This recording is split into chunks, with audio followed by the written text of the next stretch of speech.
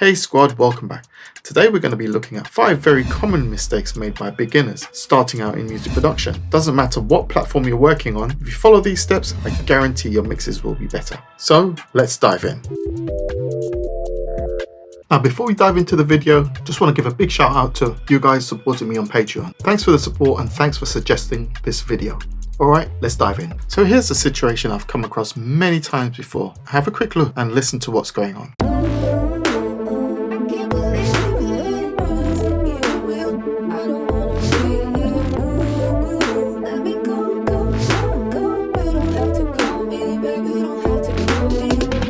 Now the first thing you should notice is that this mix is an absolute mess. None of the channel faders have been adjusted to create a good balance between the individual tracks. Secondly, as you can see, all of these tracks are clipping, and on the master stereo bus, we're overloading there too. And have a look at the channel fader on the master stereo bus. That's been pulled down by almost 11 decibels, and yet it's still clipping. Now there are a number of ways in which you can address this. One method I use is by firstly taking about 6 decibels of gain out of each of the tracks. So I'll lower my channel faders to minus 6 dB as a starting point. Second thing I'll do is solo instrument groups like the drums and get a nice level balance. I'll then do the same for the keys and for the vocals and then any other group. Having done so, I'll mix all of the groups in together to get a great overall level balance of all of the competing instruments or sounds, and that is a great place to start. By taking time to properly manage your levels, the channel faders on your mixer might look something like this. Check out these videos if you want to learn more about managing your levels and setting things up in readiness for your mix.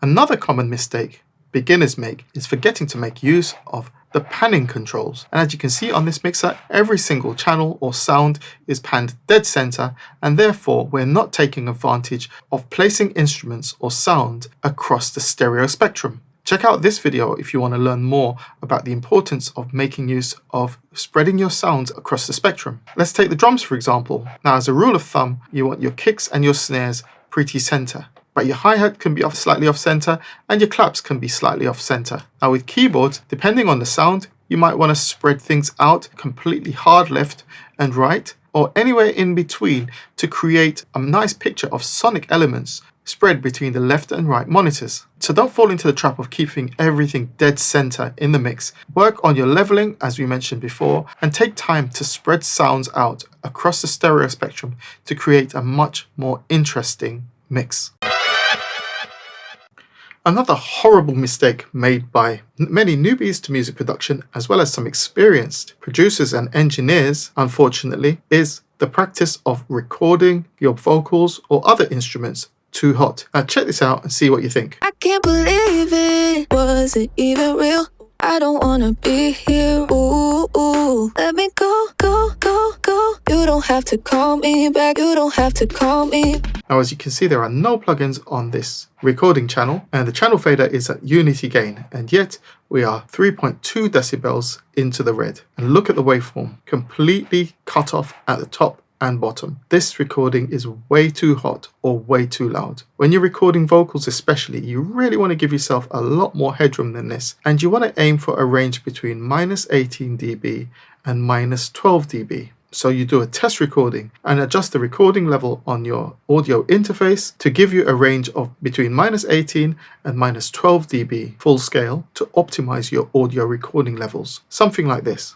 I can't believe it. Was it even real?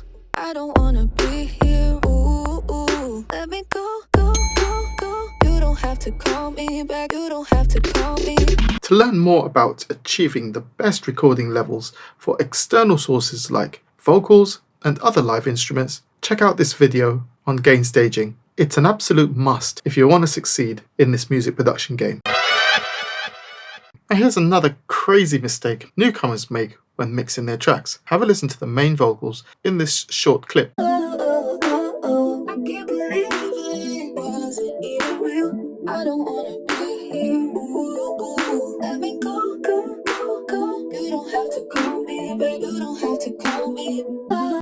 Okay, well that's interesting if you're going for a vocal effect at a particular section of your song. However, I've seen it time and time again where guys who haven't got a clue what they're doing just go over to the plugin section and load up random plugins on the vocals without a clue as to what each plugin is used for. And these are all of the plugins that have just been thrown onto the lead vocal. We've got a compressor and an EQ, fair enough. A stereo spread, flanger, enveloper, multipressor, and microphaser.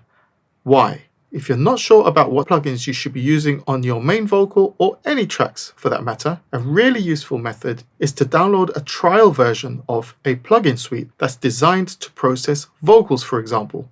As you can see right here, I've got the Waves CLA vocals as well as the Silk vocals plugin. Have a look and see what components are actually held in this particular suite dedicated to processing vocals. And once you recognize those components, you load those ones up, like the compressor, the EQ, a bit of delay, some reverb, etc. And that way you can avoid creating really weird vocal mixes, but at the same time you'll develop an understanding as to what each component does. Check out my video on the Waves CLA vocals and the Waves Silk vocals plugins, and I'll have links in the description where you can download and try these plugins out completely free of charge.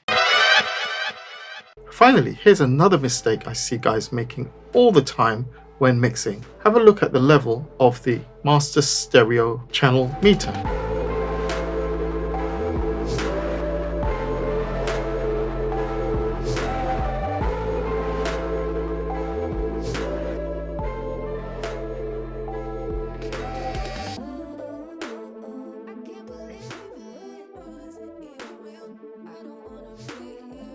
Okay, so as you saw, the channel was overloading by about 3 decibels of gain, and the mistake a lot of people make is going to the stereo bus fader and pulling this back to eliminate the overload or clipping. Well, unfortunately, that does not resolve the problem. The signal arriving at the stereo bus is still too hot. What you want to do is adjust the levels of your mix and always keep your main stereo fader and this master fader over here. They must be at 0.0 dB or unity gain. And if the levels are peaking and going into the red here, the issue is to do with the levels that you've got in your mix. These two faders must remain unchanged at 0 dB.